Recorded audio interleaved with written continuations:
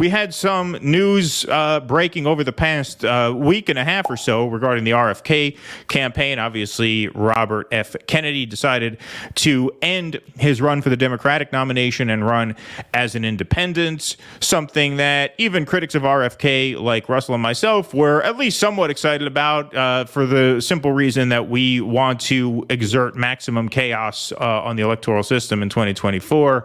But we obviously knew his Israel stance all along. That was a deal breaker for us before the war broke out.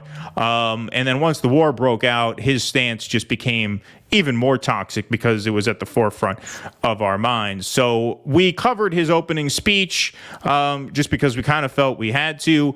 But here's an interesting development in the RFK campaign. And that, of course, is the resignation of his campaign manager, Dennis Kucinich, who leaves RFK Jr.'s presidential campaign.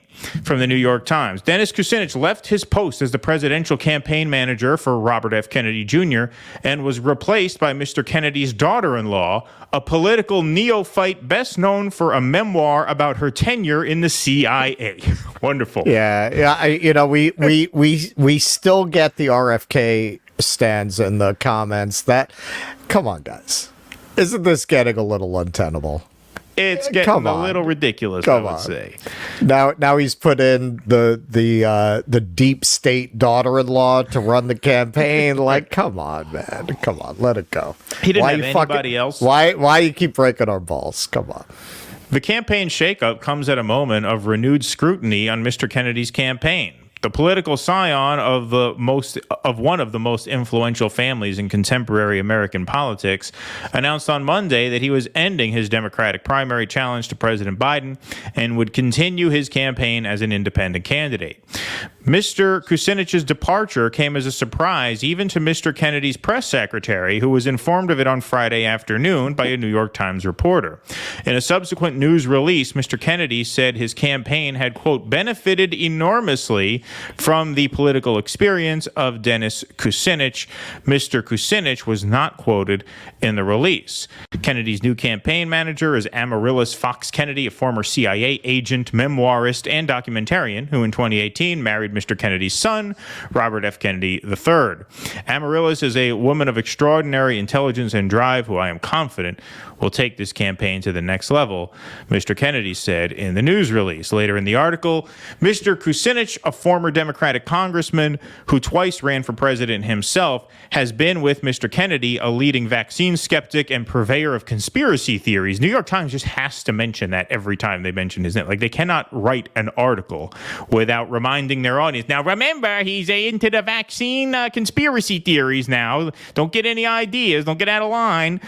Since he began his run for office in April, he introduced Mr. Kennedy at the Philadelphia rally where Mr. Kennedy announced his independent bid. Mr. Kucinich confirmed in a brief interview on Friday afternoon before the campaign release came out that he was no longer Mr. Kennedy's campaign manager. He said that he would not discuss any internal communications of the campaign. In the message to campaign staff members sent earlier on Friday, Mr. Kucinich praised the work of the powerful team that was ready to take the campaign in a quote-unquote new direction. The pro-World War III direction, apparently, is the new direction of the RFK campaign. The rabid Zionist direction. Yeah, exactly. That patriotic goal is within sight, and I urge each of you to hold fast. Okay, so we'd have Kucinich quitting Friday afternoon. This video, I believe, was from Friday night because this is when Michael Tracy posted it. And so this was an event, I believe, in Miami, Florida, of RFK just going full neocon, full hawk on Iran, on China, and even on BRICS. So let's take a look because it's kind of suspicious timing that an event like this took place. You hear this kind of rhetoric from RFK, and you have the resignation of his campaign manager. So let's take a look here. Iran and China are one organism at this point. And they now, because of BRICS, they now control, and because of Iran's control of Venezuela, they control 90% of the oil supply in the world. If Israel was not there, China can blackmail the entire world with our energy supply. And that is the most disastrous foreign policy outcome. We have an absolutely critical, existential, strategic interest for being in Israel. Israel for supporting them. Israel has never asked for troops. They never will. What they want is our support, and they want and they need some of our weapons. So, and we need to do that. Israel has a legal right to be there. It is not an occupying force. Israel was created in 1940 after the Ottoman Empire. Israel has been, we were the first not to an occupying recognize it. force. It's our oldest ally. We've been there for 75 years. Not only have the Jews continuously occupied it for 3,700 years, they won it in a card game. Recognized after World War II, the Jews need a safe haven. All right. So, I mean, there you have it. I mean, that is just a pro-war speech. That is just straight up warmongering. And we said this on the Jimmy Dore Show. We said this on our stream before we went on the Jimmy Dore Show, that RFK's anti-Ukraine war stance is kind of irrelevant now. It really doesn't even make that much sense now. Like, if you're anti-BRICS, you're hawkish on Iran, you're hawkish on China, and you're this staunchly pro-Israel to the point where you are seemingly, according to that speech and other statements he's made, perfectly willing to risk a global military conflict over Israel, then why are you opposed to Ukraine funding? Like, I don't even understand the logic there. It is. It's because he's on board with he's not only on board with every hawkish premise of foreign policy. Yeah, exactly. He's on board with all of the most extreme neocon positions. Exactly. Except for this one. Right. Like, why not just go all the way? Why don't you be a Ukraine hawk? I mean, I don't understand where his anti-Ukraine sentiment comes from, because it seems so inconsistent with all his other views. It's one thing to be a Zionist and to be anti-Ukraine, but that speech went far beyond just a commitment to Israel. I mean, that was a speech you could hear the average Democrat or the average Republican give. I mean, that is establishment militarist orthodoxy coming from him right there. There's no other way to describe that.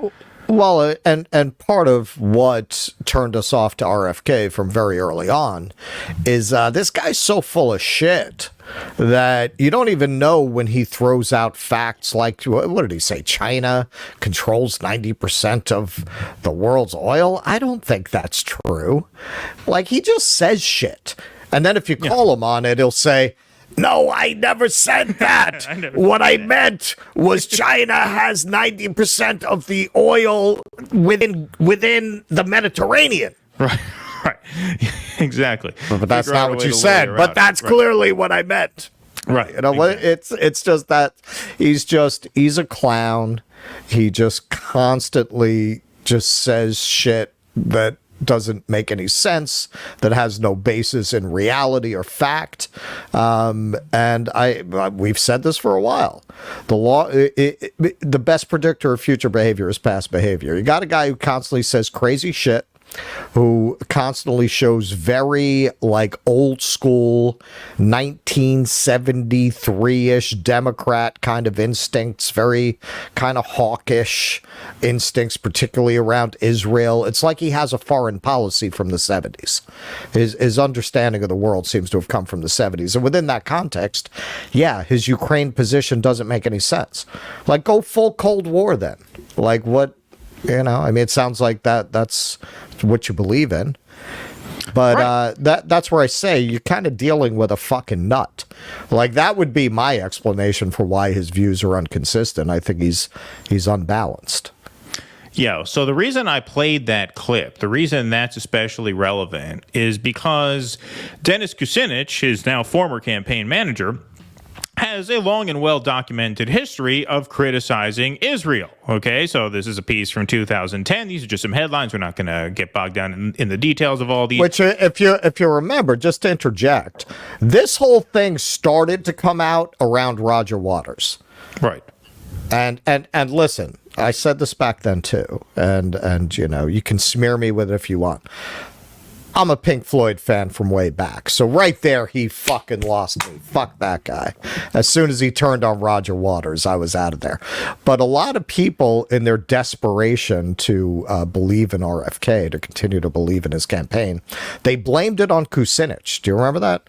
A lot of people were like, yeah, Kucinich told him to do that. Yeah, that's not true. And that always struck me it doesn't as make untrue any sense. because of this. Here it is, 2007. Kucinich hires critic of Israel for Hill panel. Elizabeth Kucinich joins UNRWA USA Board of Directors to advance humanitarian assistance to Palestinian refugees. Here's an op-ed that he wrote for The Guardian. Crimes against humanity in Gaza. Is it really a buffer zone or a bigger plan? By Dennis Kucinich. It's time to step back and ask if we want to support Israel if it wants to eject all Palestinians from their land. And so it never really made sense to me that a guy like Kucinich was his campaign manager from the outset because of this. I think Kucinich could kind of stomach it as long as things remained status quo over there. Now that this broke out and this is going to become an issue, too much. Every day RFK is going to have to go out there and forcefully defend Israel, claiming ridiculously, historically, that it's not an occupying force. I think that was too much for him to take. Yeah. And he said, I just can't do this anymore. Yeah, he decided he didn't need a job that bad. Yeah. He'll go back to Cinnabon. Yeah, right, exactly. I think that had to be it. I can't really think of anything else. To me, the timing is too coincidental. It wasn't the independent switch. It's not like, Kucinich is this, committed lifer Democrat. He was on board with him for switching to independent. It had to be this. It had to be this. Oh, absolutely. Obviously. Yeah. Especially given that he doesn't want to talk about it. Right. Exactly. Because if he talks about it at this point, he really has no choice but to go ham on his former client. Right? Right. It's really the only choice that you have at this point. Please clap.